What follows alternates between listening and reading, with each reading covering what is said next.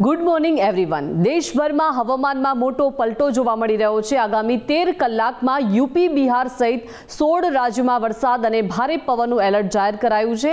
તો હવામાન વિભાગ મુજબ 80 થી 90 કિલોમીટર પ્રતિ કલાકની ઝડપે પવન ફૂંકાઈ શકે છે। કાળઝાળ ગરમી વચ્ચે પૂર્વ ભારત અને પહાડી વિસ્તારોમાં લોકોને ખાસ સાવધ રહેવા માટે સૂચના આપવામાં આવી છે। તો ભારે વરસાદ અને પવનના કારણે પાકને નુકસાન થવાની પણ આશંકા વ્યક્ત કરવામાં આવી છે। તો બીજી તરફ કેન્દ્રીય શ્રમ અને રોજગાર મંત્રી મનસુખભાઈ માંડવિયા આજે રાજકોટની મુલાકાતે આવી રહ્યા છે।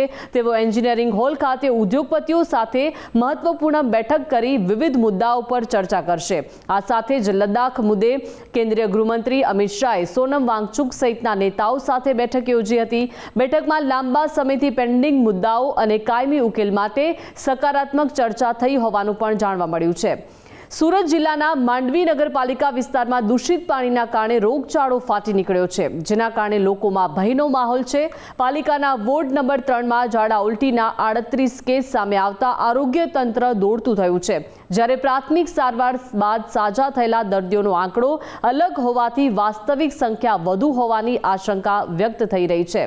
તો સરકારના વરિષ્ઠ અધિકારીઓએ સ્પષ્ટ કર્યું છે કે દેશમાં પેટ્રોલ, ડીઝલ કે એલપીજીનો પૂરતો જથ્થો ઉપલબ્ધ છે અને તેની કોઈ જ તંગી નથી। ગ્રાહકોને ઈંધણ આપવાનો ઇનકાર કરનારા અથવા તો ઓછી માત્રામાં આપનારા પેટ્રોલ પંપો સામે તંત્ર દ્વારા કડક પગલાં લેવાઈ રહ્યા છે। સમગ્ર દેશના તમામ રિટેલ આઉટલેટ્સ પર ઈંધણનો પુરવઠો સતત જળવાઈ રહે તે માટે સરકાર દ્વારા સખત દેખરેખ રાખવામાં આવી રહી છે।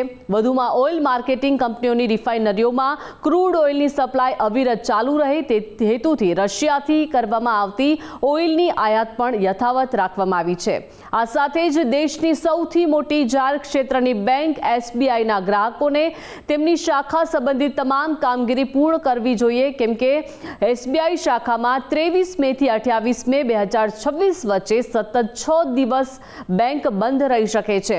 મુખ્યત્વે સપ્તાહના અંતે સૂચિત 2 દિવસીય કર્મચારીઓની હડતાલ છે અને રિઝર્વ બેંક ઓફ ઇન્ડિયા દ્વારા બકરી ઈદ માટે પણ જાહેર કરાયેલ 2 દિવસની રજાને કારણે આ બેંક બંધ રહેશે।